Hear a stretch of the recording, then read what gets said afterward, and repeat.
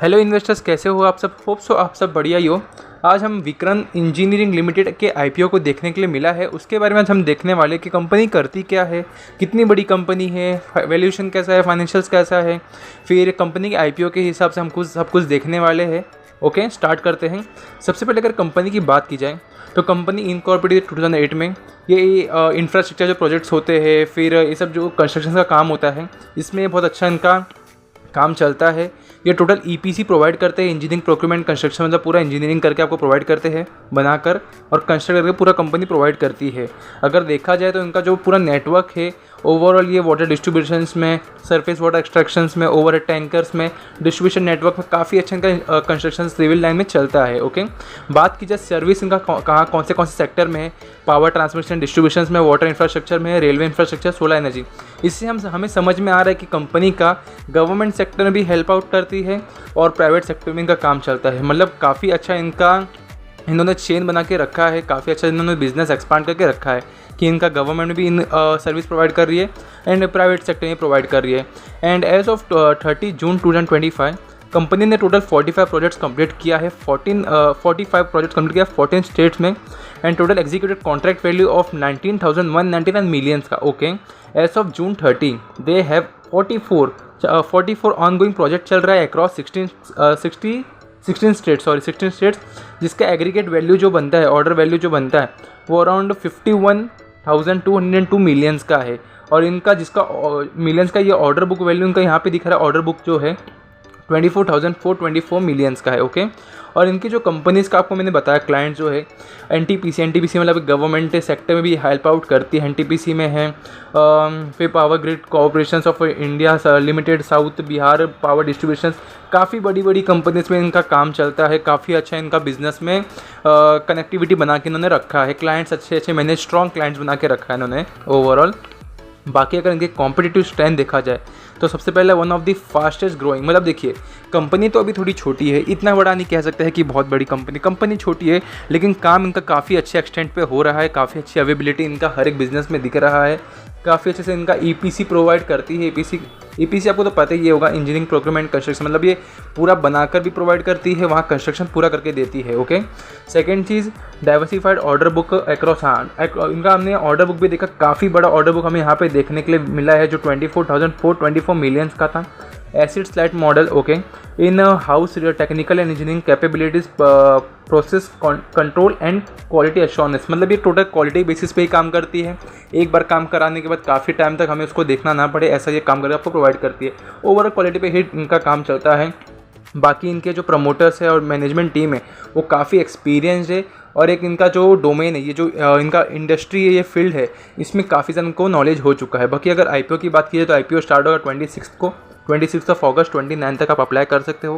Face value % 1 rupees का है, issue price में 92 to 97 रुपीज़ का है, लॉट साइज 148 का, सिंगल लॉट में 48 शेयर्स मिलेंगे। इशू साइज जो है इनका टोटल 772 करोड़ का है, फ्रेश इशू 721 करोड़ का। Okay, offer for sale 51 crore का। ओके, BSE NSE में लिस्टिंग होगा, आपको अलॉटमेंट देखने मिलेगा 1 सितंबर में। अगर आपको अलॉटमेंट मिल चुका है तो सेकंड को आपको डीमैट में क्रेडिट जाएंगे शेयर्स के, और अगर आपको अलॉटमेंट नहीं मिला है तो सेकंड या एक दिन आगे पीछे आपको आपका जो ब्लॉक हुआ है पैसा वो हट जाएगा। ओके, लिस्टिंग होगा 3 सितंबर को। बाकी इसमें रिजर्वेशन जो है 50% फॉर QIBs के, रिटेलर्स के 35% और HNS के लिए 15% है। और प्री इशू में इनके प्रमोटर्स के पास 81% के आसपास होल्डिंग्स अवेलेबल था। ओके, बाकी अगर नेक्स्ट बात की जाए इनके फाइनेंशियल्स के बारे में तो फाइनेंशियल में हम देखने मिल रहा है कि पर ईयर के हिसाब से, each and every financial year के हिसाब से है तो ईच एंड एवरी ईयर काफ़ी अच्छा इनका एसिड्स में इंक्रीज़ होते हमें दिख रहा है। एसिड्स काफ़ी अच्छे से इनका मैनेज है। अगर टोटल इनकम और पैट की बात की जाए तो टोटल इनकम भी यहाँ 529 करोड़ का था, ये अराउंड देखा जाए तो 8% के आसपास होता है।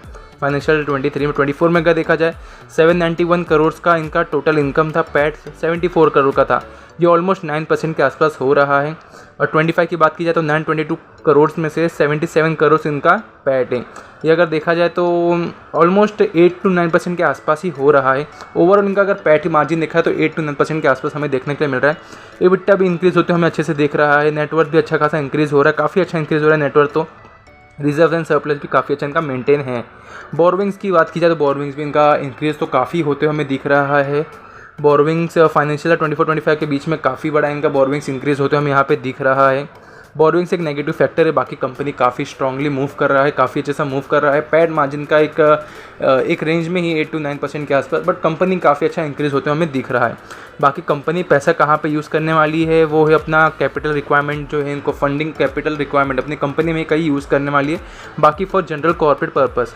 बाकी इनका रिटर्न ऑन इक्विटी 16% का है, रिटर्न ऑन कैपिटल एम्प्लॉयड 23% का है, डेब्ट टू इक्विटी 0.58 का है, रिटर्न ऑन नेटवर्थ 16% का है, पैड मार्जिन आपको मैं बोला 8 to 9% के आसपास है, तो वो 8.44% का है।